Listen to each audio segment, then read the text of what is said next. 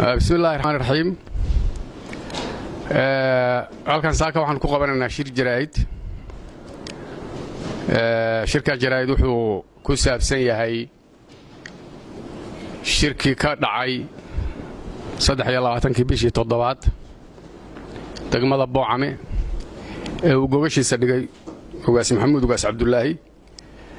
ee ku saabsanaa nabadayntii beelaha walaalaha ah ee birta dheer iyo sangajabiye colaad ku dhaxmartay ee isimadii dhulbahantay iyo waxgaradkii dhulbahantay iyo beesha Haarun Xasan ay ku wada hadleen gogashaas oo nabadeedii lagu wareejiyay mas'uuliyadeedii isimada dhulbahantay maantana loo fadhiyo harwanaag shirkaas taageeristiisa iyo la shaqayntiisa ayaa shir jaraa'idkan maanta ku saabsan yahay waynu isla ognahay wadan haddii colaadi ka dhacdo oo waliba colaad sokeeya ka dhacdo boqolkiiba 90 waxaa dhex gasha farafarayn waxaa ka faa'iida dad colaadaas nabadgelyadeeda lid ku ah waxaa ka faa'iida maamulo shisheeye waxaa ka faa'iida dad siyaasiyiin oo ku lug leh xaaladaas inayan caga dhigan sidaynu ognahay magaalada Boocame dooraad waxaa timid Somaliland dhul badan oo deegaanka ka tirsanna way martay Somaliland hadda Boocame kama tirsanay waynu ognahay Boocame waa Puntland laakiin waxay u yimaadeen inay calqaladeeyaan nabadii iyo gogashii halka waas ku dhigay maantana harwanaag taal waxaan u sheegaynaa waxgaradkii hawsha gacanta ku hayay inaan Somaliland hawshaas calqaladayn karin ee siday aynu uga wada shaqaynayno Haarun Xasan uu diyaar u yahay gogasha dhamaystirkeeda dadka la idmadayna sidii loo idmaday loola shaqaynayo waxaan ognahay oo maanta aan cidna ka qarsoonayn gobolada Sool Sanaag iyo Cayn Somaliland xoog bay ku wada qabsatay waxa ka madax banaaneed oo Puntland ka tirsanayd Boocame Garowe waxay u jirtaa 80 kilomitir maanta in Somaliland tarantardayso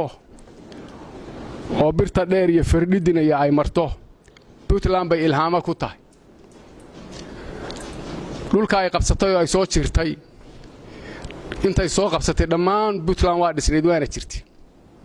kama awood badna kama shacab badna dadka qaar baa waxay aaminsan yihiin haday Boocame Somaliland timaado oo birta dheer iyo meelaha ay ka noqoto inay sidaa ku tagayso barina laamiga qaadaysaa buuro wadal bay tagaysaayo Garowe dul fariisanaysaa sidan haday Puntland si ahaato dhul badan oo Puntland ka tirsan baa Somaliland raacaya waxaan maqlay maalmihii dhowday dhulkan martay buurtile iyo tuula jalam iyo dhul baa Somaliland looga hambalyeynay Puntland waa inay sidan wax ka bedeshaa waxaan shirka kaga baxayaa gogasha maanta harwanaag loo fadhiyo horena aanu degmada Boocame u dhignay hadaan Haarun Xasan nahay waxgaradkeedii iyo waxgaradkii dhulbahante ay kalsoonida isku siiyeen inay sideedii tahay sidii hore aan ugu qorkeysanay oo ugu dhiibanay buu anaga naga yahay maantana loo fadhiyo guri la yiraahdo harwanaag sidii buu naga yahay wax iskama kaayo bedelin idinama bedeli karto sidii baan u sugaynaa xalaale wixii ka soo baxaan diyaar u nahay waxaan taa uga jeedaa Puntland dad reer Puntland baa nahay iyagaanu ka tirsanayn iyagaanu haddeertada nahay haddii sidee Puntland teedii ay gabto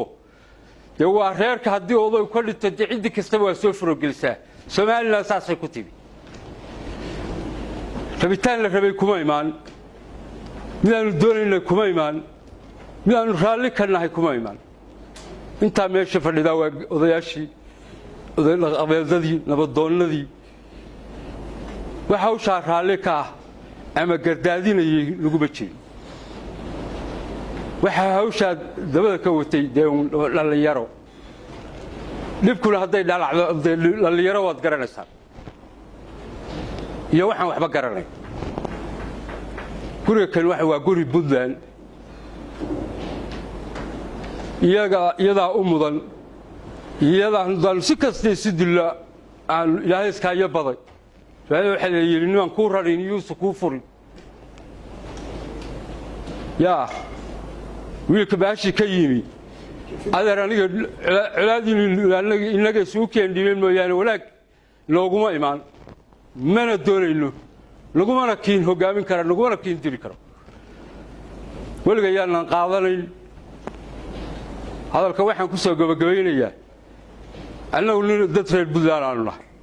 kaliya waxaan ku soo dhaweynayaa anigu oo aan istul taagayaa gogashii ugaas ku dhigay ee isimada dhulbaante loogu dhiibay nabadii sidii aanu ugu dhiibaynay inay tahay isimaduna ay hawsha leeyihiin oo ay hawshoodii tahay annaguna aanu sidaa ugu dhiibanay wax allaale wixii ka soo horjeeda geedi socodka hawsha iyo hanaankeeda aad baan uga soo horjeednaa kumana taageersanin ciddii haatan isku dayeysa in ay hawshaas iyada geedi socodkeeda ka hor timaadana wax annaga naqusaya maaha annaga hawsha sidii bay halkii nooga taallaa isimadii aanu u dhiibanay baanu ka warsugaynaa maantana har wanaag bay u fadhiyaan wixii ka soo baxana iyaga uun baanu ku gowracannahay sidii aanu ugu dhiibanay bayna noogu hayaan wixii ay hadda ka gaaraan oo hawshaas iyadaana sidaasaanu anagu kugula shaqaynaynaa meeshii aanu maalintii dhignay bay naga taalla cid kasta oo hawshaa carqaladaysa ama ka hor timaada ama isku dayda inay hawshaas wax ka beddesho wax annaga noo yaal oo aanu tala ku leenahay ama aanu fikir kaga duwannahay ma jiro laba fakir ayaa shirkaasi ku saabsan yahay fakir waa kii shirkii horuu daba joogaa halakan bisha 23keedii isimada dhulbahante waxgaradkii xasan ugaas degmada boocame ay ku qabteen oo shaqaaqada ka jirta sangajabiye iyo birtadheer dhexdooda ka jirta ay fakir kaga soo jeediyeen una soo jeediyeen barbarka kale in hareeraha la qabto nabadgelyadii lagu soo dabaalo sidii ehelku ahaan jiray ummaddu ahaan jirtay danteeda ahayd lagu soo celiyo annagu sidaa daraaddeed halkaasaanu ku jeegnay waxbaa siyaado abaa yimi niman Somaliland ka yimi baa yimi ninbaa wuxuu yidhi haddii aad geed har weyn aragto inaad halbisalayso oo qallalan waa hoostaal haddii meel dhaqdhaqaaq ka yimaado waxgaradku inkastuu midaysan yahay cuqaashu midaysan tahay guurtidu midaysan tahay sidaa daraaddeed in yar oo dan gaara leh way jirtaa oo ama shaqsinimo ha u danaysanayso ama dawlad meesha ka jirto iyo Puntland ha ku xumaynayso ama meel kale ha u hanqal taagayso waa jiraysaa laakiin mujtamaca farihiisa iyo rabitaankiisu waa reer Puntland sidaa daraaddeed ayaan dhaweyd waxaa halka soo maray niman Somaliland ka yimi halkay mareen waa noqdeen annaga waxay noo tahay siyaasiyan iyo nabadgelyo iyo ehelnimo wixii la ahaan jiray baa annaga noo tahay waxna naga bedeli maayaan nin iyo labo iyo danleeyi waxba naga bedeli maayaan ama Puntland ha ku xumaynayo la hawla jeedina Puntland ku xumaynaya ama dan gaar ah le kuwaas waxba naga bedeli maayaan sida yadii baanu nahay hawsha hadda socoto oo maantana waxgaradkii ismadii Puntland waxgaradkoodii intii joogtay ay gaar wanaag isugu imanayso iyadaanu barbar taagannahay go'aankay soo saaraan baanu ka mid dhalinaa annagu nimanka halka ka yimaan waxna quseeya ma aha waxaan u aragnaa danley ama cid ku xumaynaysa ama danley dan gaar wadataan u aragnaa waxna naga bedeli maayaan waxa soo haray wuxuu yiri carabkaygii daldalahaa iyo qayladaydii dawanahay waxa dabaalay darana war dadka reer Puntland Soomaali reer ka badani ma jiro reer ka u badnina ma jiro reer ka dhaqaala badnina ma jiro reer ka dadmiin ma jiro reer ka gobol badani ma jiro waxa reer yari u soo duulayo oo dawladii waa samaysanay ciidankii waa samaysanay waa ayidsannahay waxa reer yari noo damaacinaya anagu taa garan weyn waa garan laanahay hawsha waa kala leenahay annagu guurtidu talada iyo ayidaad ay leedahay dawladdu difaac ay leedahay ilaalintay leedahay hogaaminta ay leedahay waxaanu leenahay dowladda Puntland wixii ay lahayd wixii ka dayacnay inay dhamaystirto iyada laga rabaa waan soo gaabinayaa anigu mana hadal badni been ma aqaani waxaan ku soo gaabinayaa caddaan iyo madow waxaa dhaqa nabadgelyo siyaasad iyo dagaal ma dhaqo annagu waxaanu u taagannahay mar hore iyo mar dhexe iyo mar dambe nabadgelyo sidii loo heli lahaa wixii nabadgelyada nala kula hadlo oo qaata la yiraahdo oo aanu qaadanno waa qaadanaa isimadii iyo cuqaashii iyo waxgaradkii nabaddii ay yidhaahdeen waannu soo dabaalaynaa waannu u fadhiisanaynaa go'aankeedaannu idiin keenaynaa tii baannu ku fadhinaa waa sugaynaa maantana harwanaag bay u joogaan haddii ilaahay idanka ka dhigo wixii ka soo baxana waa sugaynaa wixii kale haddii oo siyaasadaha dhulka marmaraya shuqul kuma lihin waa badan tahay meel walba way ka imanaysaa nabadday burburinaysaa annagu waxaanu ku fadhinaa sidii cuqaashu iyo isimada iyo nabadoonnadu yidhaahdeen baanu ku fadhinaa waa sugaynaa waa qaadanaynaa go'aankooda gobashu ugaas maxamuud ugaas cabdilaahi uu dhigay isimada gobolka sool ka soo qayb galeen ay kalsoonida nagaga qaadeen inay sidii tahay inaannu taageerno inay sidii tahay caddayno inayn somalilan wax ka bedelin inaan shacabku wax ka bedelin inaan guurtidu wax ka bedelin inay sideedii tahay inaannu caddayno ayaa qodobka koowaad yahay waxaannu leenahay sidii aannu u dhiibnay kalsoonida sidaannu u qaadanay nabadda sidaannu u doonaynay nabadda sidii baannu ka nahay beelaha iyaga dariska ah maxamed ugaar iyo bahdubays iyo xasan ugaas deegaanadoodu ay soo kala joogaan tuulooyinkoodu birdheer iyo sangee waxaan hubaa dad daris ah oo maanta soomaaliya ka jira oo iska jeceli inaanay jirin wax yar oo waloba si u aragtay oo xagga iyagana damaaci looga arkay ayaana dhex yaal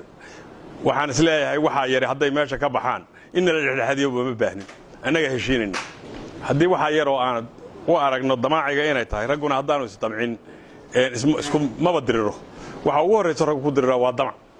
damacaa yar haddii la qaado wixiina dhex maray annagaaba dhammaysan karna sidaasoo ay tahay kalsoonidii nabaddu sidaasay noo tahay waxaa jirta intii hawshaasi socotay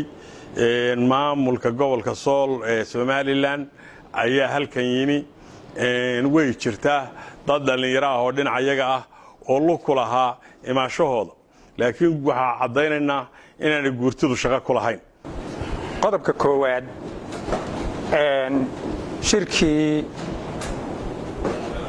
isimada iyo cuqaasha dhulbahante iyo haaruun xasan isla qaateen oo lagu gebagebeeyey oo ismada dhulbahantana walaalahooda la midkaa oo ama majeerteen ha noqoto ama kuwa ka sarreeya ha noqoto oo ka abtirsan iyo fog ay baaqa ugu direen shirkaasi kaasuu daaran yahay waxaanu leenahay haddaanu nahay degmada boocame iyo beesha xasan ugaas qodobka iyaga koowaad kaa weeye kii baanu sugaynaa waxaanu ka sugaynaa ismada dhulbahante iyo cuqaashiisa baanu ka sugaynaa qodobkaa weeye qodobka labaad somalilan oo haaruun xasan uusan u yeedhan oo cuqaal u yeedhin oo dhaqan u yeedhin oo maamul u yeedhin baa iyagoo geediya oo maamul ah boocame afarta koone kala wareegay saacado bay magaalada koonaheeda meelaha shir ku qabteen fardhin bay tageen karinkorfood bay tageen kii la midka ahaa oo Puntland wax saamayna oo arrintaa ka sameeyey ma jirto haddaanu beesha xasan ugaas iyo degmada boocame nahay maamul annagu ismana hortaagi karo mana celin karo taarkadka iyagu waxa weeye inaannu nahay ummad jirta maamulna ka tirsan Puntland dantoodana ay meel u taallo hadday soo wareegeen oo deegaamada mareen wax saamayna oo weyn Haaruun Xasan kuma reebin boocama yimaadeen Faridin bay yimaadeen Korfood bay yimaadeen wuxuusay ka digeen waa iska laabteen waxaanu leenahay Puntland waa inay arrintaa tallaabadeeda qaadaa waa ka sugaynaa waxaan hadalkayga ku gabagabaynayaa oo kaga baxaya ismadii maanta gobashu waxay u taallaa harwanaag wixii ka soo baxa oo nabadgelyo ah oo tii Haaruun Xasan ismada la qaatay baanu ka sugaynaa